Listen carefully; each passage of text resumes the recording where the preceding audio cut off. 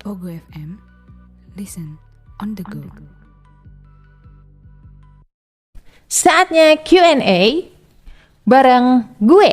Ini ada salah satu pertanyaan dari teman kita nih. Dari Irfan, sukses, amin. Sukses ya Allah, insya Allah, amin. Saudara Irfan, gimana sih Kak sikap yang sebaiknya kita lakukan kalau kita lagi dibully?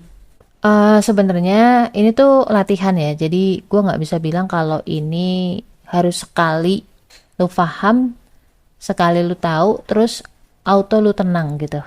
Ya yang pertama adalah kita harus berhati-hati dalam bersikap, ya kan? Dalam bersikap atau dalam berbicara. Gue mengalami banyak hal di mana gue tuh mungkin kepleset omongan, akhirnya gue kena bully gitu. Ya seenggaknya ketika kita udah berhati-hati, tetap aja dibully, itu berarti bukan kesalahan kita nggak berdosa karena hal itu. Memang mungkin orangnya bullier aja ya, bullier. Orang yang senangnya ngebully aja, kan memang ada watak-watak semacam itu. Dan ketika lagi dibully, tipsnya tuh gimana? Nah, lu harus tahu kenapa orang sampai ngebully. Biasanya ketika kita udah berusaha baik, kita udah berusaha menjaga diri, kita berusaha berhati-hati, tapi orangnya tetap ngebully, itu dia dia pengen jatuhin kamu. Bukan dalam artian ngejatuhin artinya lu dijelek-jelekin di depan umum, bukan cuman itu. Itu iya, tapi bukan itu yang paling krusial. Yang paling krusial adalah harga diri lo di mata lo. Pengen biar lo tuh merasa rendah diri gitu. Lu merasa not good enough gitu, asik. Gue inget banget tuh kejadian kemarin belum lama, ada anak SD ya, kalau misalkan 10-11 tahun kan SD berarti. SD mungkin kelas 3 SD gitu. Cowok, kebetulan dia yatim. Di sini gue nggak tahu apakah bapaknya itu pergi atau bapaknya sudah meninggal, gue nggak tahu. Nah teman-temannya ngebully anak ini sebagai anak yatim, anak nggak punya bapak dan kawan-kawan. Artinya dibulinya ini karena memang kondisi di luar kehendak dia. Dia sampai nggak mau sekolah gara-gara kena bully itu. Kena bully oleh teman-temannya. Dia bilang teman-temannya. Berarti kan banyak ya, nggak cuma satu. Tapi mungkin sang ibu memikirkan masa depan si anak. Jadi dia membujuk lagi anaknya agar mau sekolah. Akhirnya kembali ke sekolah. Begitu terus, akhirnya si anak kebawa. Jiwanya tuh kebawa. Karena apa? Karena saking masifnya. Dan dia merasa dia sendirian. Kenapa dia bisa merasa sendirian? Karena ketika dia curhat, sebenarnya tuh dia pengen dibelain gitu. For information nih, buat cewek-cewek, ketika cowok curhat, itu biasanya bukan hanya sekedar pengen dihibur. Dia tuh pengen dibelain. Dia pengen ada orang yang berada di pihaknya. Gitu ya. Ini tips buat menaklukkan para cowok. Oke, lanjut lagi. Akhirnya, saking gak tahannya, saking dia merasa sendirian, saking dia gak tahu harus gimana, gak tahu jalan keluarnya gimana, dia memutuskan untuk bunuh diri dengan cara menggantung diri. Lo harus paham dulu ketika orang ngebully lo. Orang ngebully lo itu bukan karena kamu itu buruk loh. Ya. Orang ngebully kamu itu karena mereka kepingin kamu merasa buruk. Kamu merasa rendah. Kamu merasa gak berharga. Itu dulu yang harus kamu tahu. Nah, pertanyaannya adalah kenapa mereka kepengen ngejatuhin kamu? Kenapa mereka kepengen kamu tuh down? Karena mereka memandang kamu lebih dibanding mereka. Makanya mereka sepeduli itu untuk menarik kamu jatuh. Gitu. Jadi ketika lu tahu tujuan mereka ngebully lo adalah merasa buruk, ya jangan ke bawah gitu loh. Ya. Setan itu sering banget masuk ke pikiran-pikiran kamu untuk menjatuhkan diri kamu, bikin kamu tuh merasa lemah, bikin kamu tuh merasa tidak berharga. Jangan kepancing baik secara eksternal maupun internal. Secara eksternal artinya mereka memancing emosi kamu. Mereka pengen kamu bereaksi. Secara internal adalah lu merasa down, lu menyerang diri lo. Jadi yang harus lu lakuin ketika dibully adalah tenang. Tenang, jauhin pemantik bullying. Jauhin.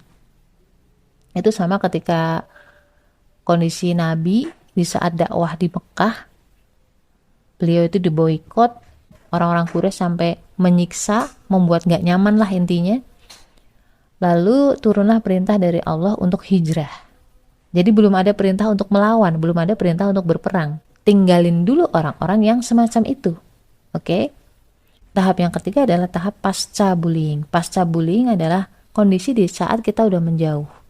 Orang-orang yang percaya kepada Allah, orang-orang yang bergantungnya sama Allah, itu yang ngebelain dia adalah Allah sendiri. Gua baca tuh di surat Al-Hajj ayat 38. Sesungguhnya Allah membela orang yang beriman. Paksain bilang alhamdulillah, karena dengan inilah lo jadi tahu satu-satunya yang memang stay di sana, stay buat kita cuman Allah. Ya udah, yang penting Allah sama kita.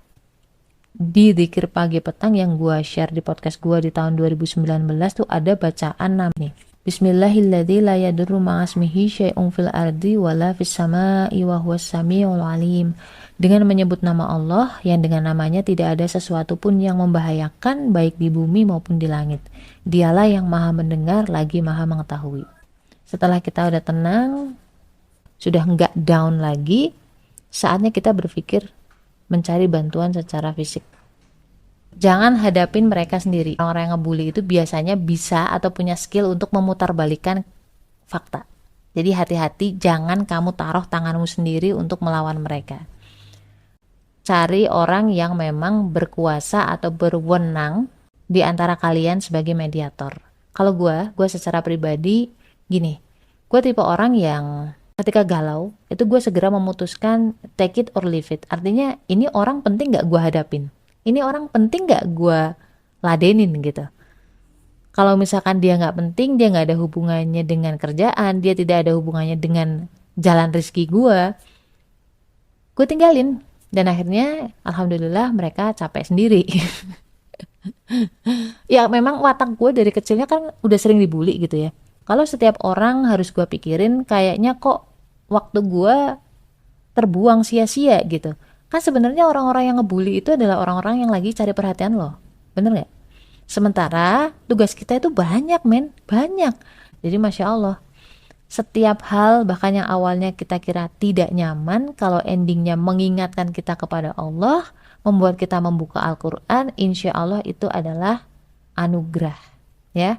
Segala sesuatu, bahkan teman setia pun ketika itu melalaikan lo dari Allah, itu bukan nikmat, itu musibah ya. Karena yang menemani kita sampai kapanpun itu cuman Allah. Orang punya keterbatasannya dalam menemani kita. Even ada teman setia yang nemenin lo 24 jam. Ya mereka hanya bisa jadi diri mereka. Mereka gak pernah masuk ke dalam hati lo. Mereka gak akan pernah paham 100% hati lo. So apapun masalahnya, la haula wala quwata illa billah, semoga engkau dikuatkan oleh Allah. Dan insya Allah biasanya setelah ada ujian-ujian semacam itu akan membentuk karakter-karakter sukses di dalam diri kamu. Oke? Beneran. Jadi orang sukses itu tidak mudah. Bukan masalah modal uang, bukan masalah modal koneksi, bukan. Yang paling penting adalah modal karakter kamu. Sesuai nama lo, Irfan sukses.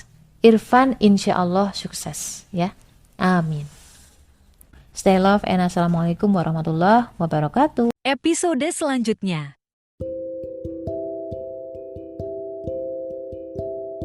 Nah ngomong-ngomong memperbaiki keadaan ya, kadang-kadang kita tuh sering merasa bersalah karena mau memberikan sesuatu, contohnya mau sedekah, tapi ragu dan akhirnya nggak jadi. Ketika nggak jadi udah kelewat momennya, ada perasaan kayak ya coba aja gue begini gitu, ya coba aja gue begitu, aduh andai kata tadi begini gitu. Pernah nggak sih kalian juga ngerasain hal yang sama? Ya contohnya mau sedekah tapi takut ya duit gue cuma segini, terlalu sedikit malu kayak gitu-gitu. Pernah?